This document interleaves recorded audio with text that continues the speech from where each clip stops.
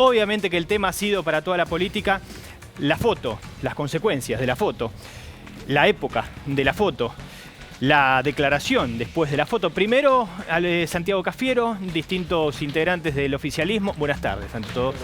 Y hace un rato nada más, y lo vamos a escuchar en segundos, el presidente de la Nación, no le quedaba otra, Alberto Fernández, que hace referencia.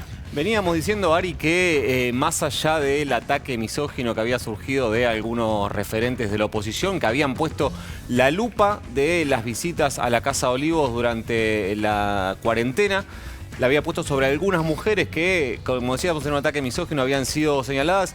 Decíamos, el gobierno en algún momento va a tener que explicar si hubo o no hubo reuniones, si las hubo, en qué condiciones. Bueno, al final la explicación llegó tal vez en el peor momento, porque cuando vos no elegís el momento en el que das las explicaciones, en términos políticos es el peor momento. Llegó cuando ya se había filtrado esta foto del 14 de julio del año 2020, del año pasado, día en que cumplía 39 años la pareja del presidente Alberto Fernández. Hablamos de Fabiola Yáñez. Hoy el presidente finalmente, después de 24 horas después de filtrada la foto, explicó, dio su versión de los hechos. Lo que hizo en síntesis, Ari, es pedir disculpas, pero si te parece lo vemos. Vemos y escuchamos para Dale. después sacar conclusiones.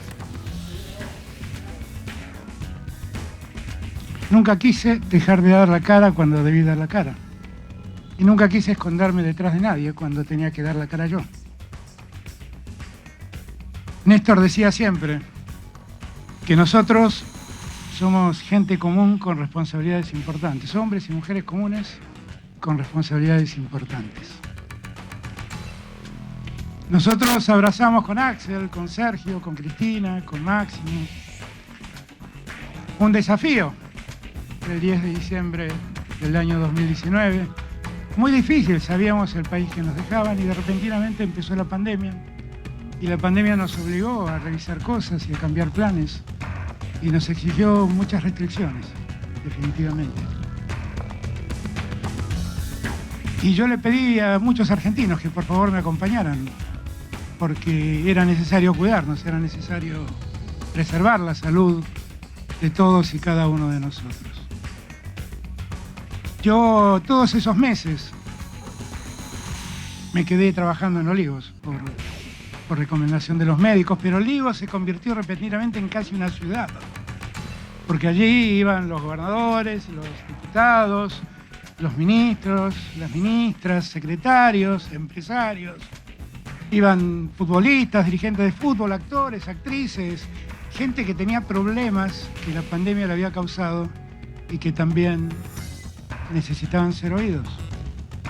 Y una de las cosas que tengo como presidente y como hombre común que soy es esa necesidad de escuchar a todos. Y la verdad que viví todo ese tiempo en un gran vértigo. Un vértigo que no es que me hizo tener reuniones con 10 personas, me hizo tener reuniones con cientos de personas. Y no podía hacer otra cosa, yo era el presidente de la Argentina y tenía que escuchar para ir resolviendo problemas. Y alguna vez llegó un pedido para ver quiénes ingresaban a Olivos. Y nosotros hicimos público ese pedido. Y no ocultamos nada, mostramos exactamente, porque gracias a Dios nada debo ocultar de mi vida personal. Nada, absolutamente nada. Y entonces así se conoció el listado de gente que ingresó a Olivos, y después todo lo demás ya lo conocen ustedes. Y en ese contexto, el 14 de julio, día del cumpleaños de mi querida Fabiola, Fabiola convocó una reunión con sus amigos y a un brindis, que no debió haberse hecho. Que definitivamente me doy cuenta que no debió haberse hecho. Y que lamento que haya ocurrido. Claramente lo lamento.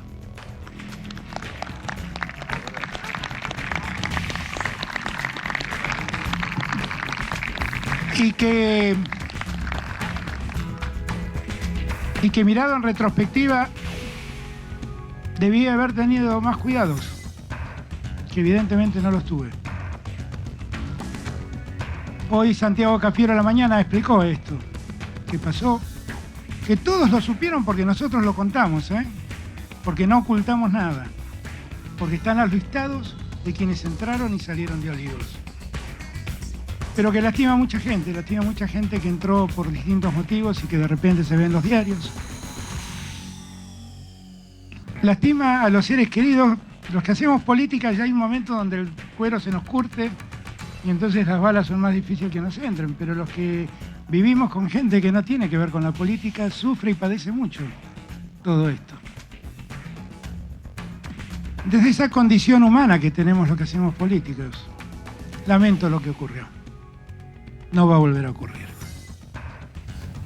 Bien, la explicación entonces de Alberto Fernández. Lo último, una promesa de que esto no se repetirá. Los primeros minutos fue un fragmento dentro de un acto de lanzamiento en el cual tomó la palabra rápidamente para hablar del tema. La primera parte no está relacionada a la foto que ha circulado. Nadie puede decir y nadie puede reprochar que el presidente de la Nación se haya reunido con ministros, secretarios y tantos funcionarios. Esto era un tema aislado, algo privado. Como para abrir el juego es muy difícil liderar si no se parte de la responsabilidad. Sí, vos fijate, Ari, que hablábamos de la torpeza de un sector de la oposición que teniendo estos ingresos, vos fijate que estas 9 personas que figuran en la foto, en realidad 11, además del presidente y su pareja, esas 9 personas ingresaron juntas a la misma hora. Todos son datos de los registros oficiales. Ingresaron juntas a la misma hora. Solo 2 de esas 9 personas cumplían algún tipo de función en términos administrativos. Figuraban como asesores de Fabiola Yáñez. El resto de las otras 7 personas, como lo confesó el propio Alberto Fernández, eran personas allegadas, cercanas, que se habían acercado hasta la Quinta de Olivos para hacer un brindis por el cumpleaños. Bueno, todo eso estaba ahí y la oposición que hizo se enfocó en las mujeres. En un momento con Florencia Peña, en otro caso con Tamara Pettinato. Bueno, lo que hicieron con eso fue regalarle un montón de tiempo al gobierno que evidentemente no se aprovechó para de alguna manera hacer un plan de contingencia, de control de daños un poco más sano, hasta que explotó. Lo que pasó con la bomba explotó a partir de la foto. Sí, quizás se pueda hacer un mínimo punto de relación con aquello del vacunatorio VIP, ¿no? En ese momento, no sé si más grave, o quizás sí, que la cantidad de vacunados era una sensación que vuelve ahora, que seguramente sea más grave que el festejo en sí. Esa sensación permanente de los lugares de privilegio. Que ostentando los lugares de privilegio se puede vivir de manera distinta a la del resto de la sociedad. Creo que ahí hay un golpe. Sí, los errores de carácter simbólico, no efectivo. Claramente las 10, 15, 20, 25 vacunas que se pusieron en ese momento en el Ministerio de Salud no eran un volumen significativo que alterara de manera radical el plan sanitario, pero teniendo en cuenta cómo fue el proceso y quiénes fueron los beneficiarios de esas vacunas, ese impacto es muchísimo más grande que por ahí, no sé, que perder 100.000 vacunas porque se tapó una heladera. Por ejemplo, en este caso pasa exactamente lo mismo. El carácter simbólico.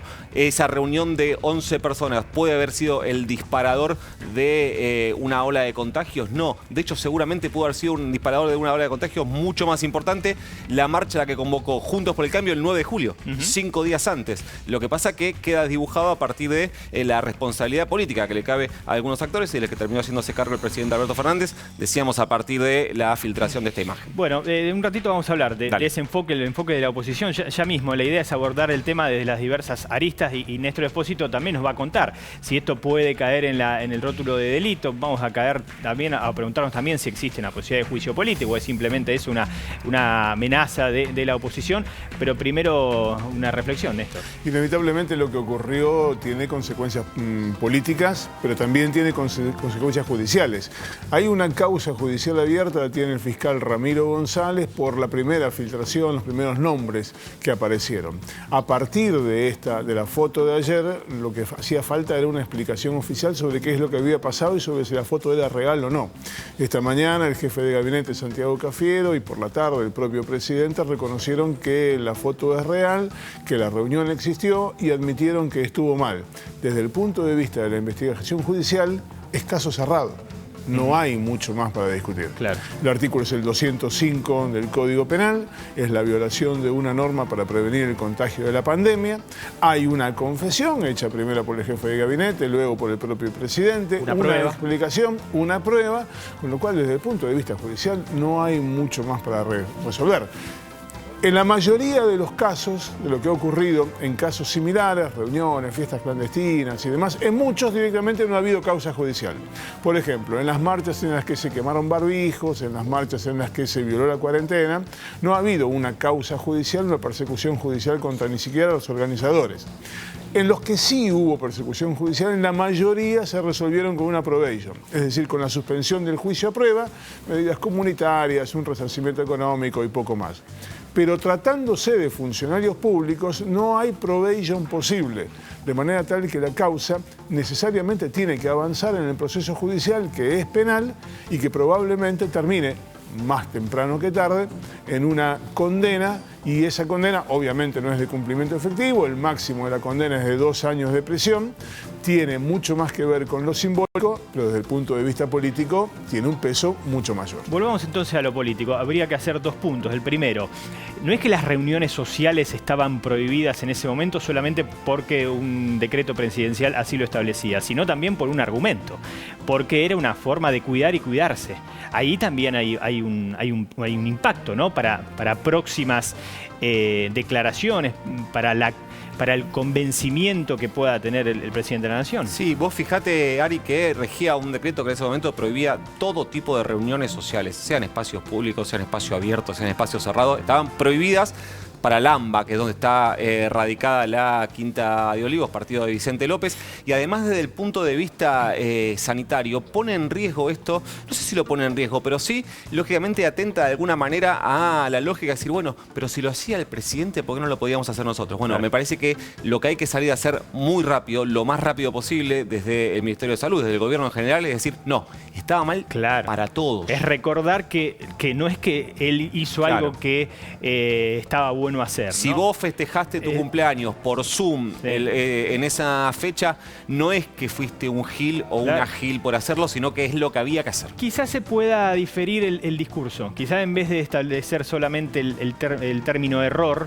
haya que recalcar que era algo no permitido. No solo un error, sino algo que no estaba permitido.